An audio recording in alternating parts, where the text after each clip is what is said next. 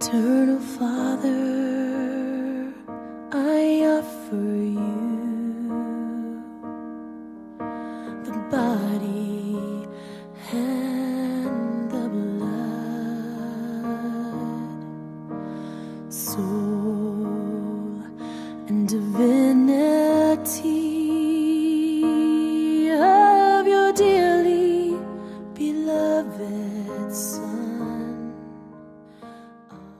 Yeah, fatal fatu de. Mai mo si de po sa fonga tatu tunu. Fatal fatu de tu la ta fo, ma lo so fu, ma lo po la di ma. Yeah, si mai o ma fatu sia tu le uso. Yeah, si ma wale piccola au de ma wolanga, o tal no e winga de ngalo fa mano de di. Ya ai pe fa tol matala ngai di ban bus jadi apa forma o di sime onai fentapa io tanto tru al proclame di ban bus sul fam talaina o leolaina o le angalo fa mano de di ya uide e moi tau festa tu pa tai de di so per tamam ne alu ne ngang pa ia Amen. Ang pa ia e fi mai e fatu loto au na tutu ia ina fi lo lofa. Au ina mai lo nganga fa la ina i mato fa fo ina me uma na lani. Le tuai o ina loto au na man lamo le ngang pa ia. Ia lo mai a ti mato se o mato mo le poto ma de na la vanganga. Ma le fi fiero na so mai. Ono Yesu Cristo lo mato uri. Amen. Ya, ia kako maftanga una fasu polole matu por kalama nai pai fosi man tei fa ftai de to fine ai lein mole de ia no uma mau mole usura misa ia e fa ngai nei tupe e tala ia ia nga lo fo mano le di le to pose di lol di van masie o to apostolo a mesfoni i tu ainga uma, i tu ainga i suda ngalo whamana. O toi masina neo nei tau sanga. O te mana tu aile mea no whai ele, whai whi auni. Nā kiuia, alu ko kuri rumo Yesu, mwhai a Yesu, whamole Yesu. Mo laka maire i unga ngira rangi a mai se peru so kaua, ko ngira vaa. Au make meo ke whai. O ke ne ni wa kola ku mai Yesu ma peru mo ia ma ai u mi ke ne akana de ni ma Yesu de ai o ke ne ma se peru wa penga se peru e mfaio o fasia e de ki apolo a mai Yesu ka mo mai ai o le peru sawane ia apa kwale de ni o mai e o mai no le peru yo ngalo ai no ko no le mele u la mai misa e li diu de peru o le mahu le losadio. O mai Yesu leva o wakua le losadio. O le leva o le mea kaumo muanga le kakoriko ngaba. Ngai ngau ngā soa, ma whiwhio ai, ma whai e kako karo. Ai le o kau oi o ko. O me pake o le ni, ia roa pake le. Ma lala kau a kauwha. O na ona popo ngā whano loa. E ia sisi kau a kalako le kauonga. O popo ngā ea ngā o le ana mea kupua. Ka kalai le lang. Mau ai le apa ngō le kakanga sale koe mā ngalo ai. O le ngai le no sadio. O le mea kaunu ngā. Ei ngā wari fofo ni fika i o le angenu au le fisioki ni zi kua pōrang. Fo ia Faustina ia Yesu o me Yesu. Lau le chape. A le ngā umalonga lau koe fo i le se mala. Vai mala i uo mani lau lang. Ia ngā ele la wolka ko chape. Anga lau o koe fo i umangai mana. E ni menga e wakuai se whaukuanga. Te vai masi, se wha mole mole. Wai vai ne whako awhiala mai ka sine kulanga moe ai. Moe le whae kau le ni mako e anu misa. Ongo lea, e lau le chape le kasi lua konu ea. E fia ngai lau e misa. Ongo, yo. Ra kofu ma kou le chape te lau lua su whae kula e lau ai. Aisea, ai ai ang ka fa ko se di ma se fu o la ro le faina se nga me e ngā wala se lima se fu ngā se fu nana mengo i no le ai nanga le kua te kalango ye le la diu ki ka ngaka ni masinga le ngā ana ngā diu ki ka ngaka onga o le lofa e le ai a se ti fe au ye sunga le ngā diu ki ka le lofa lo ka mau le ama ngai ma la ia le na rangi o ka ngaka ngā whai e rongo whakuta ala o i wheni diu ki ka ngaka lo ngā tau ea tau ka whao pe tau e le pinko le ai alu koruse Adwea, kau ai, ai sea, no pain, no gain. O le kau ai o le kamamadia, a le ola ene ngā male sa loko kako. Mai le lofo le ku. Ia, o le melanga le kau mwhai ka waku ki mai mesi. Ka mole mole, lau le chaple. E le anu sau kupe. E le ai fo se me kau anu i fo se si mea. E lau ale mea ke ei ke le kau anu fasapa o e le ko anga o fasapa. Mea fo ngai ni de e ka kua e le pe ka ku palmia ku lo le fiona di palmia ava pe fia le vai ia ka ku palmia e fai lo appointment nga abre lo official o ngana te mo wai le palmia la ka ko yesu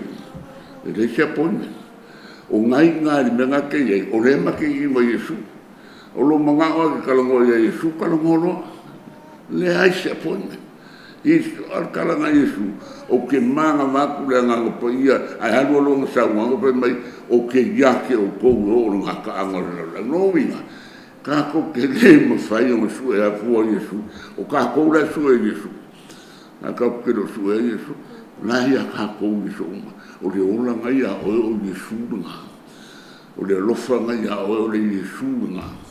nga ka wa lo si le fia o le mea ke ye e le nga oi nga ye maledi nga fa lo mo Yesu po ka ia po le al kai mi ke ka pa ai lo nga lo fa nga ka o ko fa mai nga ka o ko fa mai ma ki ki lo al kai me la ko fo mai fa mo le o le ka mai nga ka o ko mo Yesu yo kala ngoa ngi ai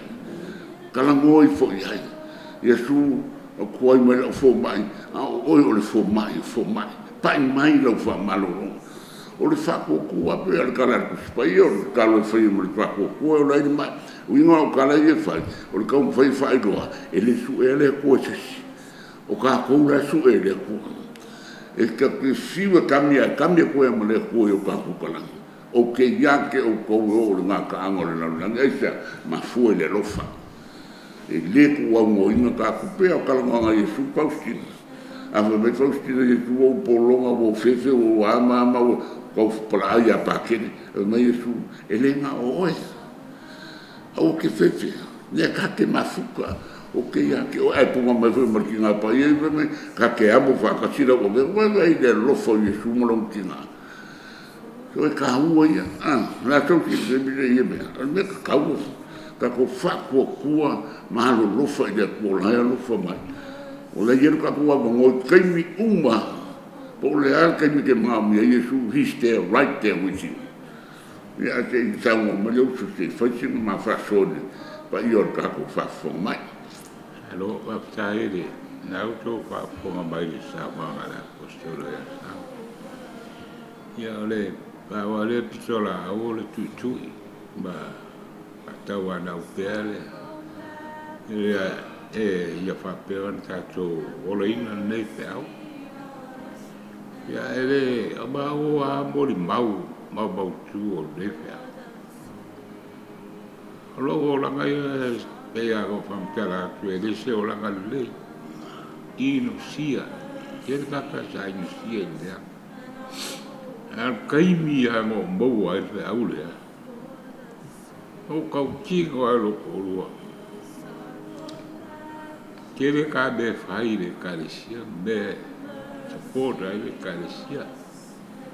ai le i ai fa kasi sanga luenga ka ke o fai mo le ri le ala wa mo i nga wa fa mo kala ka ko fo i al mele langa al foundation le nga le ngo mo ale al sanga ina o fa longo fa mo kala al sanga wi ga au o ia o ka kinga loa, mera ta ua. Ka olo e whai loa te aule. Langa ale mele tu. O ke ka kingo pulawa. Pea kalangoa kualsa. Lea la kele ka koe fia ale tele lava. O la aingo piam fia o la so Christmas. Ia ele se me fai lor ka ko fia soi po mai. Ai ka ko kilo I kua pa kua. Le al me nga le soi po mai Yesu. Le la saungi I. Le ka pengagalanga le kaung ka ko mamla mai. Ka ko mamla mai popo nga ia la o ia Yesu. Asia o le rofa o de fangos. A me o mala pe o ka kilo. Vai o ko le fa ko ka to sala. O pe le nga le bakke ai lo ka ko fa bo mo. Pe nga sa go mo ngai o ka fa. O fe everywhere ke alu ia ke no o a bais. E ke le ka va peso ka mo e o le fa ko se fa ka. Ai fio ai o ka fa. Le belo que foi ele falou. Que le vai spatu só que le vai. Que ka o ko lo. E ngo ko ki ngo mo mo fa ba mal ko. Ai pe ke ni campo ma. E o allo sabia. E aí acho que me calculi moia. Ele foi que pa o sembolo lima lo sabia. Este lo sabia de Peru le alega. Sa wa ya changa ke kamar kango ko lo Peru le vai. E wa vai la o penga. Ala o penga lo sabia lo. E vo me ko pa pe. Se casi foi o mama. A fio ko le apostol fa mamla mere. Ya bolunga le mamla nga voi vai kau mo fa pe al fisio la ko le me ti man misua ko o mai le kalesi ya eva kai o ke lo ka ko le o mamla nga fa kau ta le ma fu anga ma fu al me ai la le fa fige o ke le ka o ko so fol ya o lunga le mamla ma la mo ko fa mai fu lo serio maria adesso lo serio si sono ai ma ko la ko kongu al fa punga le fa punga le a Yesu fai de calo le lo serio lo kinga e le la se mera ka ko ka vai ai lo serio le Maria al final lo ko vo Maria au le e je ko vo ko al ka tu sera vai fa ko ni ka la wa mai la ma wa alu e vai Yesu fa ya ko fa mal ka Yesu mo le yo le a o ecco fa per me ka ile se fa mole a o ki fa ele a o ki fa ele e ka wa se a fiona pa mai lo fo ma lo o nga i lo ai ma fa per ka la Yesu ka ile so che le ro ai so il pes fa ko sa fa ko o el ka e se ma ga io ko nga me pa mal la mai ale fa ko foi ke lo ia ngai fio Yesu yo ka fa e foi ga kala ko mai sa ga i me o mai fa kaulai o ke ka o ko a uie e ser ma ga fa fe kai ale ka ko ke boa le wala fa ia e o mai ele fai fa mai ki o ko ga mai pe va kala sa ke pa sam mo lu mo o winga ele ka ma lo sa mo po ia a le kala mo akule ko o le ku ia ia mal fa ka wa ngau ka wa le ka lu po fe ai o ki pese me ka loko o ngei le ma por kala me ma o ngei por kala me ai e ma po sia fa i lo a por finga ngalo le ku a ko ka mi ka penga ai lo nga pio pa lo ma o ka lo a ko winga ni ke se ke le nya o na ala kala le fa ya Yesu le nya wa ma ke ya lo ke ye pe le ango le me ai vai ko ka cha finga lo nga fa le o le alo que eu falo aí na minha moça culpa se só que agora aí é maquiva foi o alu falava foi alu o iba leva o molonga o solsiva é curi loa e isso Faustina aí bela la siva Awa ke le koe whai loa fo i Yesu o le longa whingalo amal mangao ia ke. Kasi lea mea e sere manga ia lea maua sa o a sanga kua. O le whakawa. E le i mangaku Yesu whapea. Masalo anga sesio ma o whapea ai. Aua, e lisia o ngā ngakaka. E la whapea ngai alu ka whawil barea. Ma fua la o kala o mele. O Yesu, e le mga mien kakaga,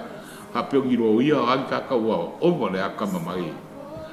E le popole Yesu, pe va lea pea, ma iei le lea na ia. Pa pe ngā fua le ma fasoa,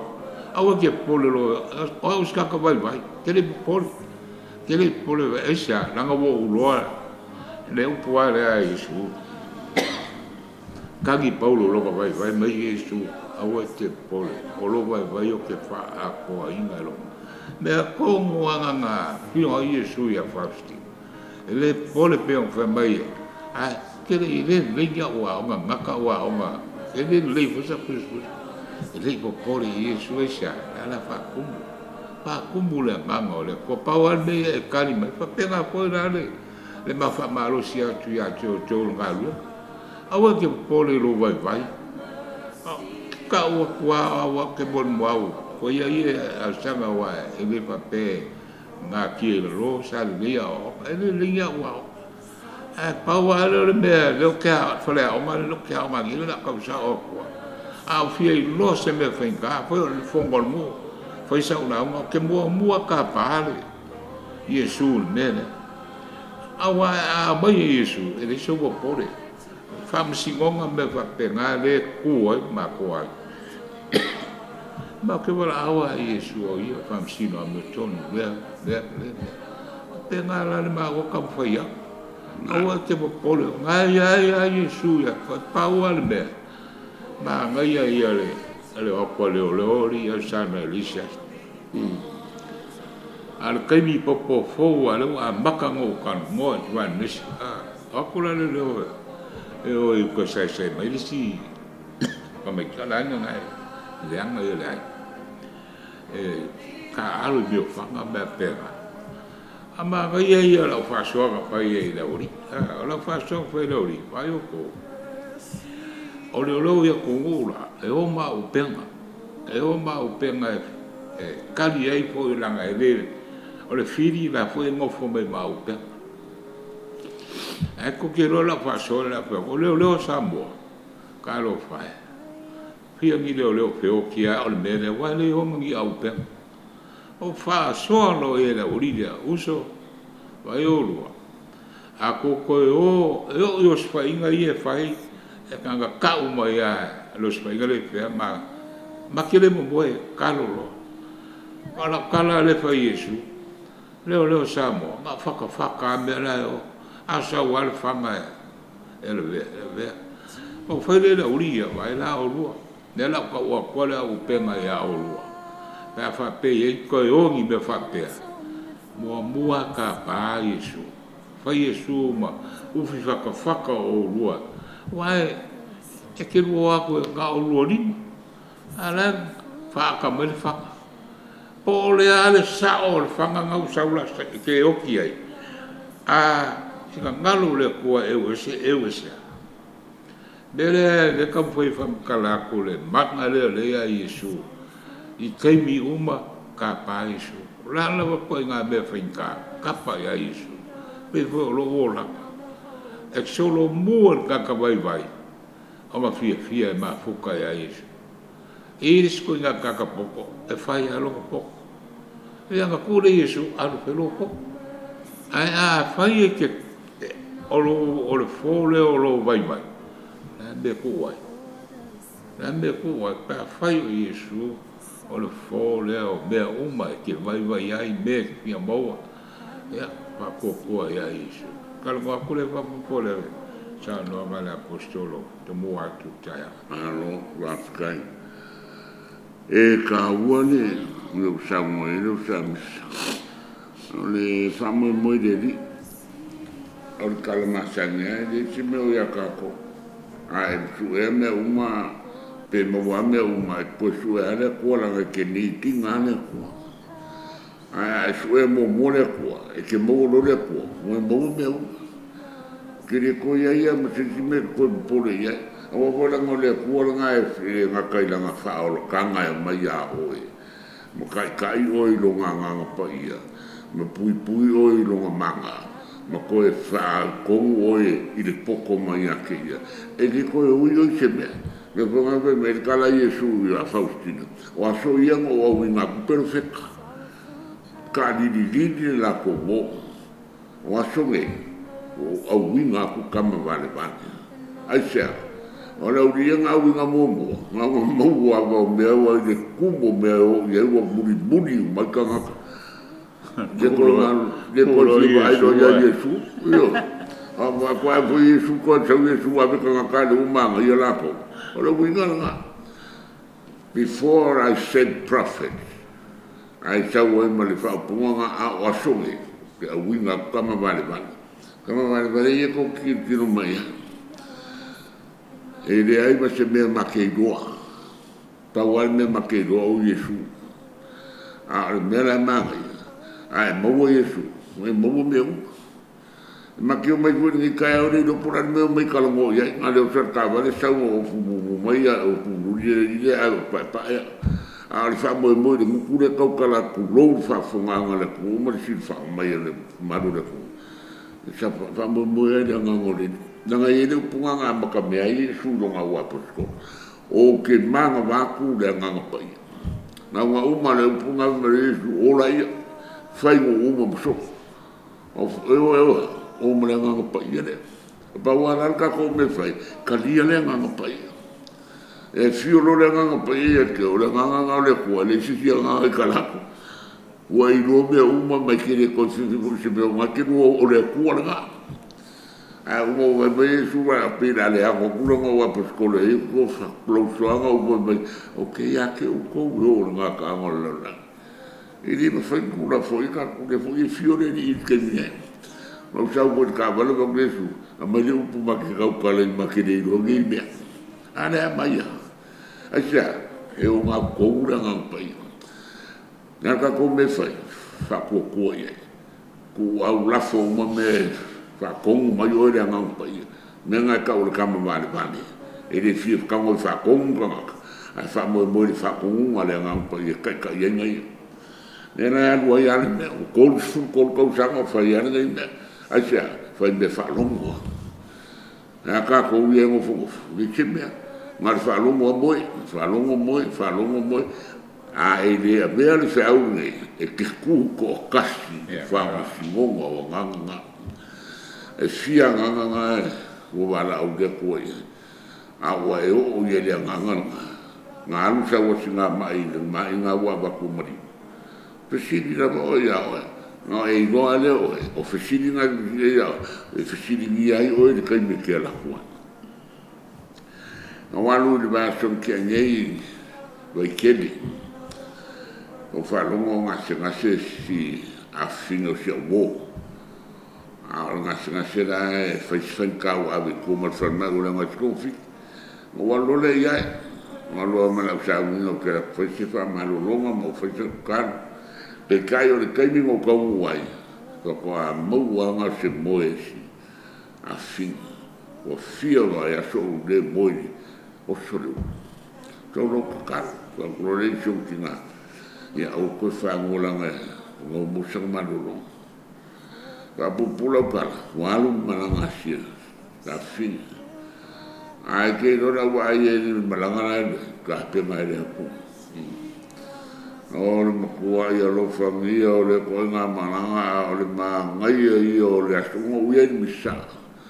e o le la unga pakiru o le hikala bou ko a lo sumu kausa o le mangai ia o lo ia au kere pore la ia o ngā la cha wat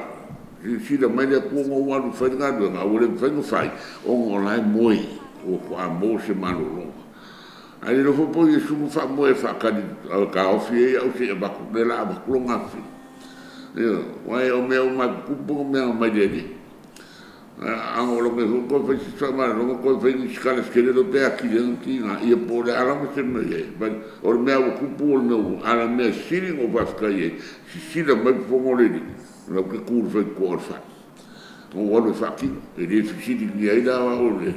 me nga a fa i ke le fa ye me nga ala wa mai ko nga ko mari o ka ka lo ku mo ka ko o e ka ko mo yo po le al ka usanga ke ro ro ma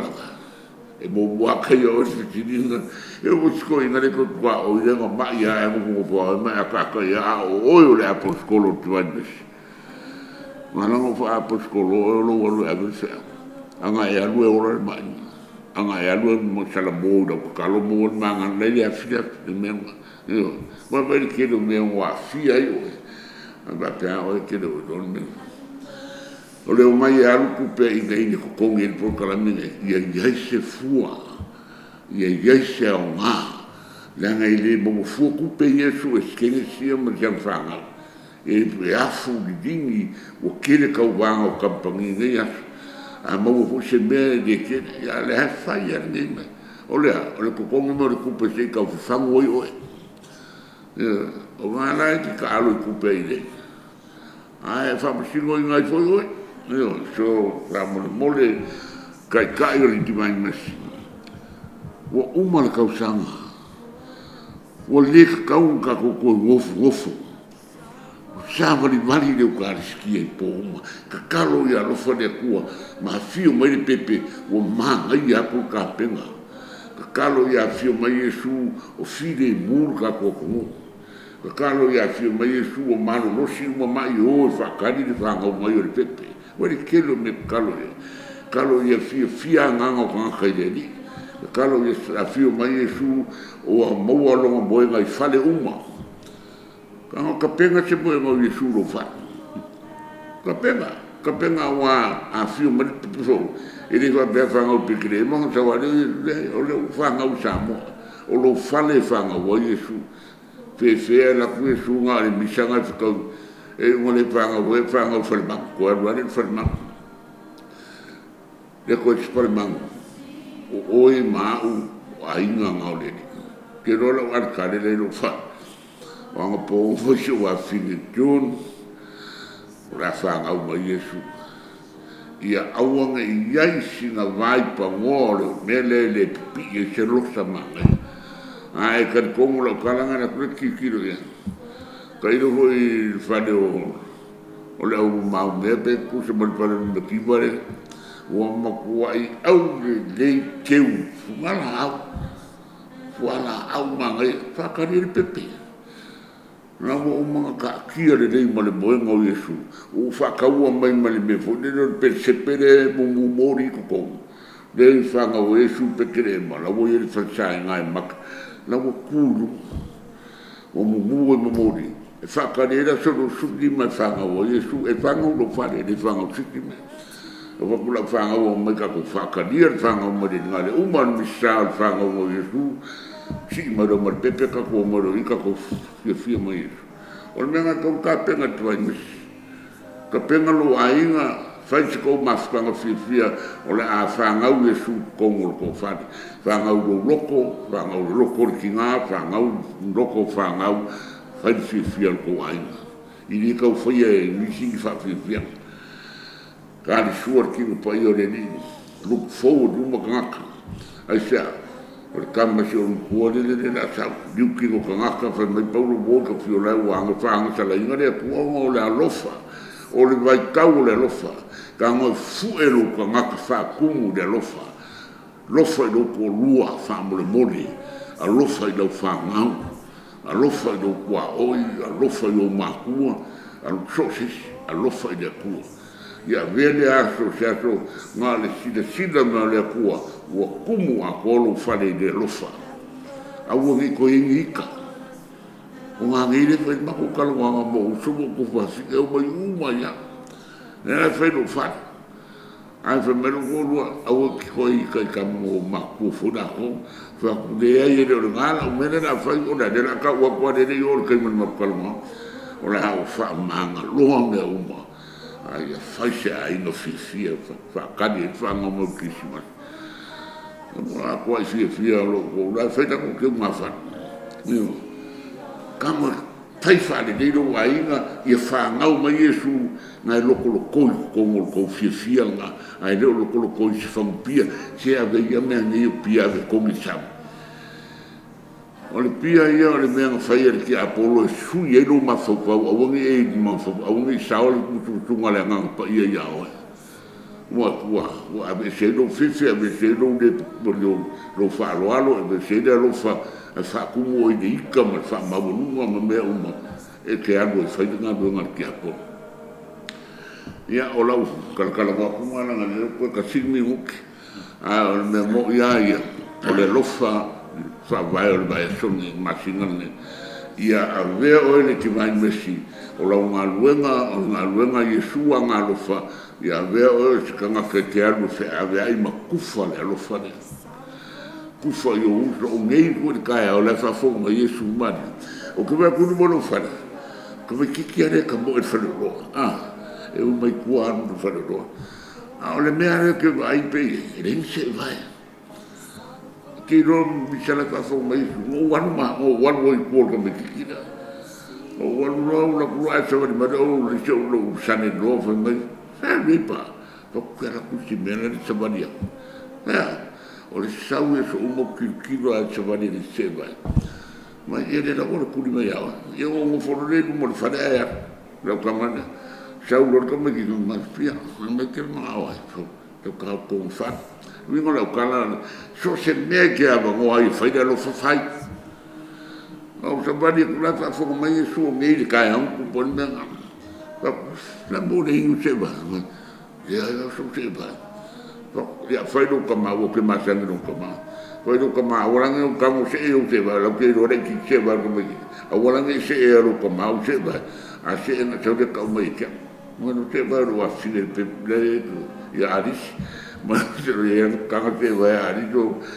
a lo va ra no kuia pa come se o che do se la lo ma ai era ai come ki o che se ma ai nga un kuia ku runga ki kilo mai ki au fai nga yo vai ma ka no mo se ko do fa lo ki sia alo lo mi sino mo la ma me lo fonga ki sima sume afka ya sa yo o come ki na la palta oya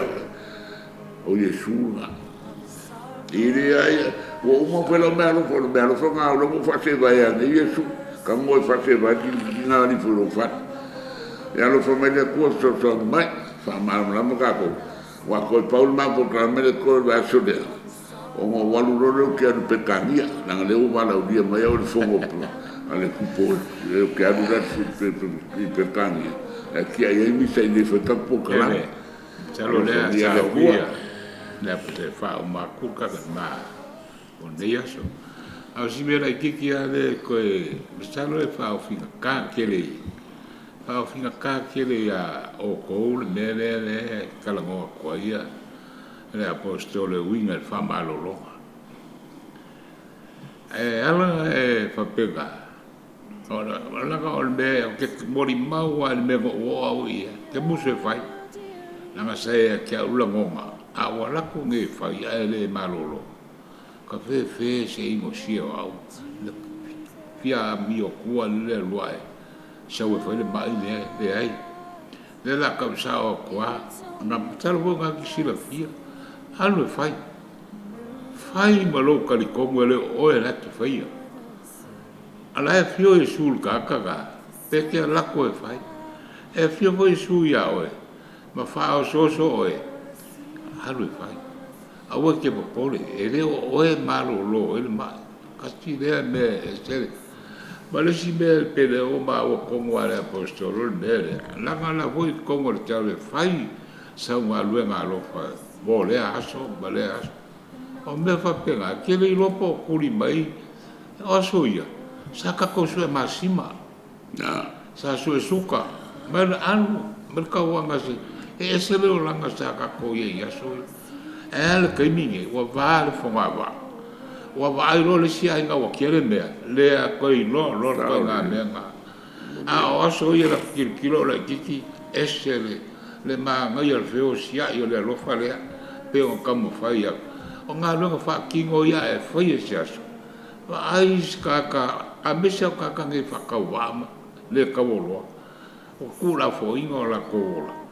ai reise se wha moe moe ai a whai ke loa le alofa lea ai ke loa o au wha mongi anga ngā mai le kua māngai a le whatoa tanga i le kamaiki ai se kamaiki ki whapenga alua e le amari ie masa e sae e ke awal vai o māngai o kere ko whale māngai au le ko whale kere lava o lau whakau ai whapere ai a kuia le ai whabolmole a apa kuia a mai wa ai kongol ka ponga le mea lava ngai whaule umanga whao ngai lau whakau have wha ofu ai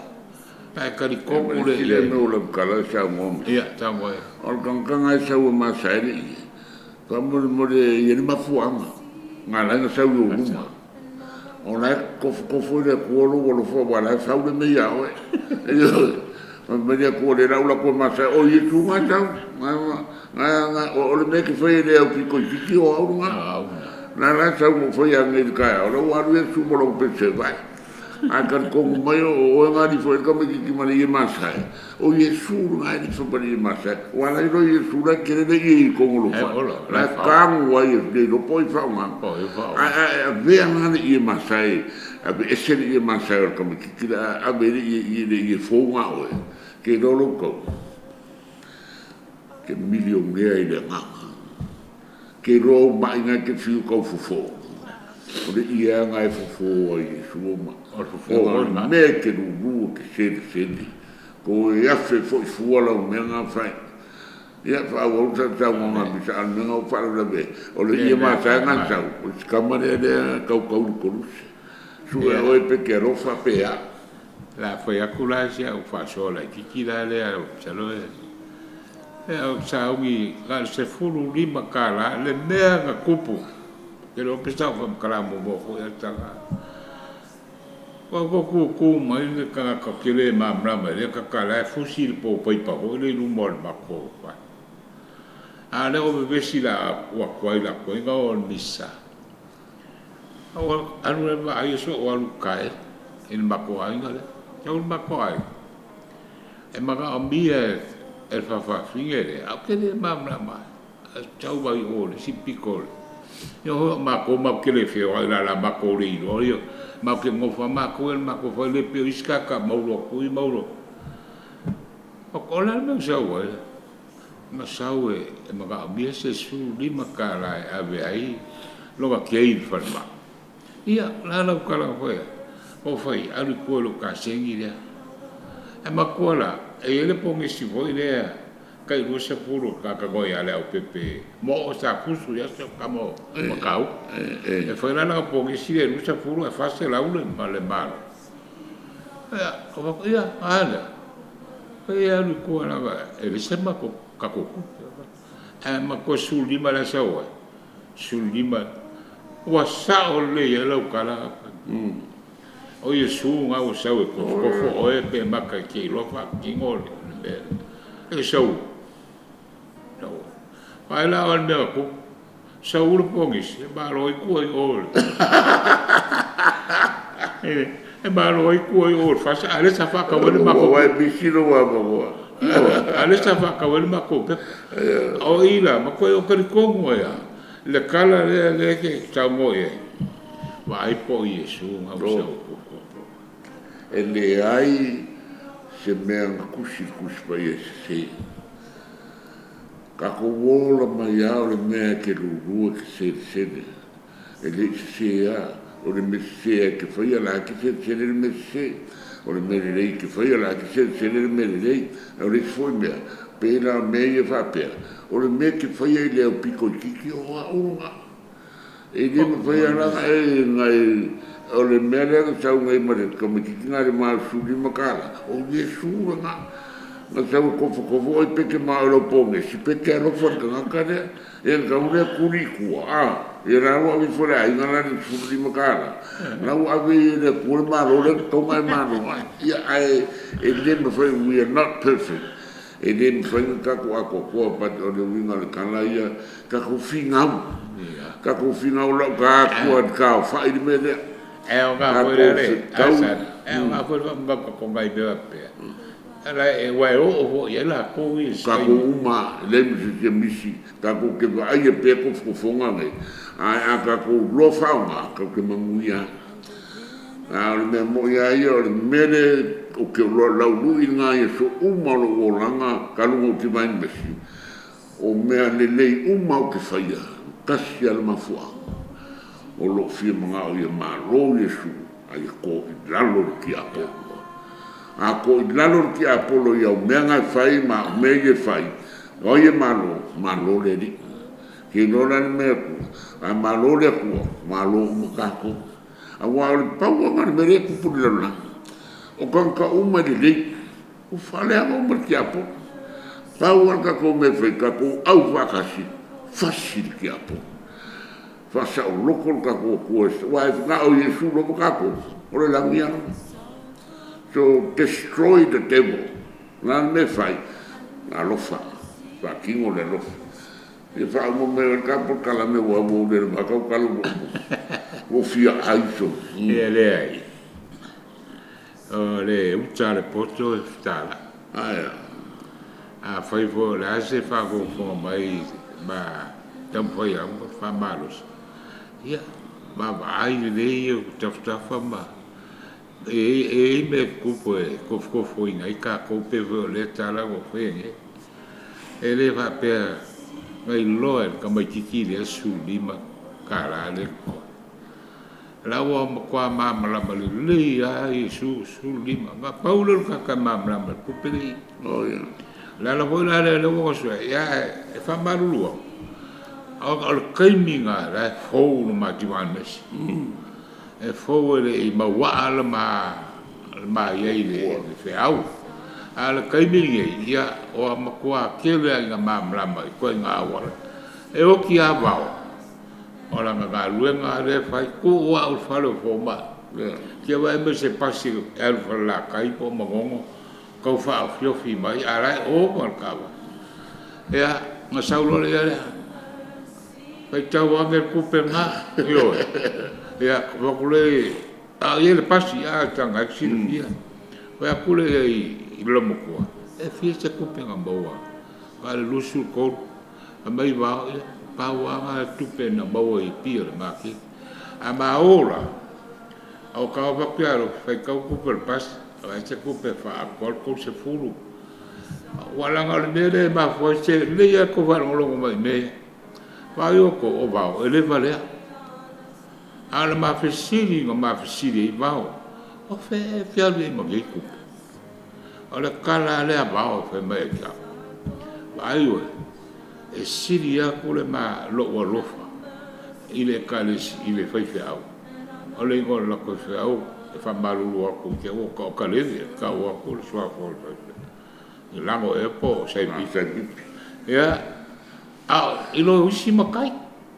o fa pia ngale ama ya aben wal ma ke fa ka ma ka ka man ma fa ma wa le ma o ya ma wa ama o le pas wa me ga le ga fie ke wa sa lo mo fo spesi a mai le pas se konyo la koko fa pe se sukara fa pe me le ka va ko ba i go sa fa wow, o espaço se mai ko ku sui mai I foi ava wow ai la ko pere ala nga luenga nga be ka fa pe wa e mo ia de valea ai pe vo kalmo aku ile apostolo le sau luma ole ke le mo ka ye mo solo ma ala ma lumo fale lo vai pero inga le fa mai sue ke ka wa ku ye ia o me foi ka le ora kai ka ia me ai nga o ka mar lama le fe au le mar fin ngalo le e pe ka ke alu ai e me era o ma fa lo me le ia ka ko ne wa mesi e le o ia ra po ata pai ai nga ko fa mar fa ko ka ala ma o fa so le ai al fa ba lo si la vale winga au de Langa fia ngalo a kole ale sa le apostol. Sa o wa awina mo wa ko perfecta kai mine Mr. Time of Johannes. Langa foi sa Austina ro kai mine no ngo kai mo Johannes. Ya kele fa ka o vale la de. A Johannes ye uma me uma lo salio len pai kia ye kinga pai. A ye me ko fa ka fa pena. Ka pa ki nga o le ko. Kapa le ko se so ali mo al ka ko wo i ka la ya kul fe au ai kala ngo o sa wo ya te o sa wo la mo sa wa mala ka lo va peso e lo fa o ke fa mai na i ma o lu mo le a mai le me ma ka la i o wa pa lo go ai lo fa i la ko wa o ke ko al sa ne ni tu le sa o kama fa ga pas fa balon ko pe ko le pas ni a lui ma le ko le ngo ma me la kala ya bisa kai la kai le uso le ke lua ma ko ya le fa go misi lua ko kala o fa ku le ri la so lo ya mai ke yo ke ma o ke musica o ku de ngo le uso Melangkala, pa ria ke le o nga le au mai ke le loko ele ko kalisi ese le ma ga ya fa ma lo si me ko ya ke au ya ba lo ai nga ma le o la ga ko ma ko o la ko ila pa ga ya le fa so mai sta me lo fia e me ma ke se me fa pe ma ke mika ile a fa yesa nga pa tai e o mo ba un le uso mai ese ma ga yo lo por kala yo ke le fa ya kula fa ma ga ya le ko o a me va ka si le me ka ko ma ma le e le ma fa ki go ai a ka o mo ku ya ke o ko fa a ko le ko ya o le fa so le fa le ya ale pa tsara ga le fa po ku ya na ro ya me le visca ko pakile di ta kai ni ku ya so ma kanga i rumore ala le kibi wa wale lu i divine mercy fa sa ma lu nga lofa alu va ai se kanga ka makua po se kanga ka ma yor ko mu fa i singa nga lu nga la kiki ko divine mercy e po o na baia a work of mercy e fa kari ai le fanga mai o Yesu nga e dole na wa ye ka penanga ka penga ka ko loko fale ka penga oe ma loko rua ma la fanga fai fale de ko nga na au ko fale ke u fale de ko fale fa ka di el pepe ai si o ke u loko ma e droa o le fi mai o Yesu o le fa ka ma ai ngai mo oe ma la fanga i le manguia o le kua o le liuki o ka ngaka o le alo o le kua e leo se me le dei i le vaai wha ka ngaka le alofa i le kua le nuko tau an pēr ka la pau a o le alo ane ko o whai a ka ku kilo le koruse le ka kia lo ngalo a sa mala e le sieni i le whao a la sida i e fufonga o le kua e onga le akari e la ia i le pule ka ofi e mea uma i le whaia aisa ma fu le rofo le kua ia oe o whala i kiki le rofo le akari ia ola oe ia ola ki ngā maria fiku penu e halanga kupu ngā mea makaria maria mga maria ia ola oe ola lo whalo a inga a ia oki nang kapa o kere roi koi ngā lo whawhapea e re mawhai a o ngā mea a pe me kaka wakulu wakani whasio kesi o lolo wakani anu oe oki o rale mera whai polo wakani ai le mawhai because so le kua le ko kalangoe is the King of Mercy. O ave lo ngola la ve e kako. Alu le sung de la fiu mai lo ko nga le ko nga le la fiu mai. O le diu king ka ko Yesu sa wa de maniu. Ka le ye maniu la Yesu. Ka mo ka dia lo nga fiu mai. Fai sa fa ka linga mangaia. Ko kuli le ka skia de po au de fiu mai Yesu. Fai se po ke lo ma lo fa nga mo lo ko lo. Ko kuli ka lo ya Yesu ka dia ko ai nga le fa nga mai o ia. ia o ngai du inga mo fakoku le le wa sa no e mo le la vo tu stripping ngala u sa no le be kasi le e pe siri mai ka la le wi ngore o perunga e fiku e ba e ma ku ye fa to mari e kaka si so mai kere kia me ia o ka le pa kala ia ai ka o kere me le wa ke foi wa e alu kala ba ria fiku per ai kene ma marama le fiku le por la de wingo le fiku le ma ga kere po ma menga pe o ma kala ka o cha na ga le na mai fa mo ma kan yelo lo makua o le si bea o malingi o maloi mako maari e spoi ne e koko mai o nga loi fonga ale ki ngā rofa o ki ngā ia ngau ia i maari e le mawhai se tuwhinga ngau ia sa o le ia e le mawhai ai a kako kiro ki ngā le ngau ia i e su o se makua ofu fu wale mea leo le whai maurui o lau au penga leo le ke marosia o le kala le ang tikala ia Iesu no ka malo ka mai a fai e mawhai ngā we esere ngei a ki o koe ko manga ku Iesu le ala le winga ngā renga riu ki ukaka ngā renga riu ki ukaka o le alu kurusi o e fui roi i mo le upa le aina aua ngei fai a lo loko a o lo fina ngana kei noa o e ngai whaafonga mai ka maama ki ngā ama o le mele le wo ki e le mea o le o kako lo marisina ngalo le kua au kako kango fiu fufi ai fai peo kako lo ai anga kako lo le lofa le fe me Iesu ma le wha maanga wai fiku mi kuki o vetu suia o sikepu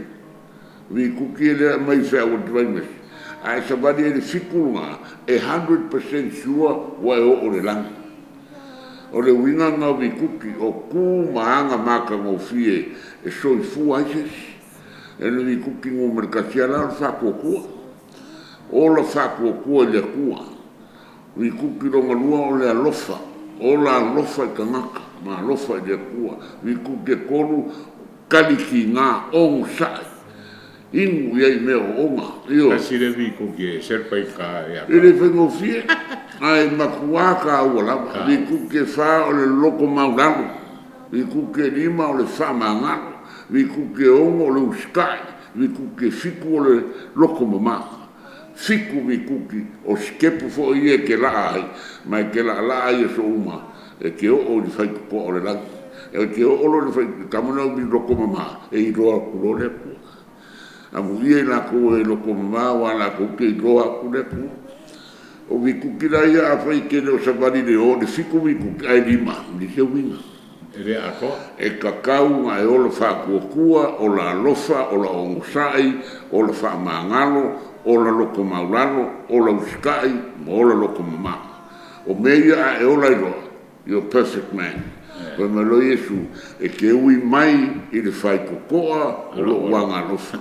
a e le o le whai kokoa o la whaamangalo whoever lived this message, I will send him through the door of my mercy, not the door of my justice. That's functional. Yeah, Carlo Faya la ko function. So a kunga de ima te mea fai. le whaunga Le te mea fai. Yo. Yeah, ai ka ko ke ku mau pere vai mai fa mole mole. Ka mo fai e motivate lo ka ngaka. Ka mo fai e kira o au ke sau mai ya. Ki ngā apolo o kūra, misa le kua ngase misa. O ingu iai ngeki ngā, ai se whai se sao i le maro le kūra. Se kau soangi ngai whai whiau ma ngai ki a kongo ma kau le kārai le kara le dei. Ka kou fo i lay people, ke leo ka kou pā te whai. Anga le lenga ka kou whai le whiau le kua, e whai ngō fie fo le la wanga le upore ni. Awa o le maa lea kongi ma le maa lea kongi pe ala kala ka ko velo aso uma wa ve so o ka ko fa ia o ngor ka ko kaimi wa ke kwar kaimi ia lo fa mai de fa nga ia le kua a ve le o die fa ki vi fa mo boy a se fa alu la mo fa au tanga ia lo fa le ko fa mo ia lo fa ki vi Yo ngai kuma. Pakele. Pakele. Yo sa sebe ma la kuma. Ya me fo ngai usonge ala simasio ngo se faia ni ngado fa manguia kule kua mau. Mo se ko ki se masifia me ka utam ko manguia mo koma ka ko lum fangau. Fa manguia fo ngai ko fa fine de ofisa. Ya me se ka mal preanga ma au ska nganga ya au ki a kongo ma. To twangi fa kua.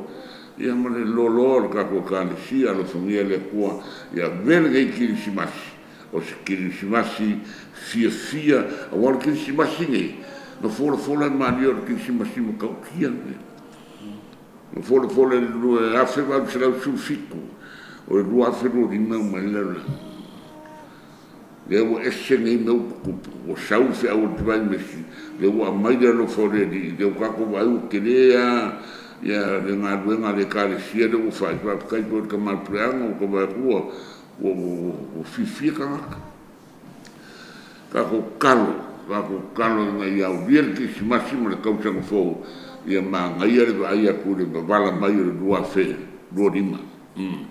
a wal kausa ngale le ngam ka ki le fa no ye i se au le fatima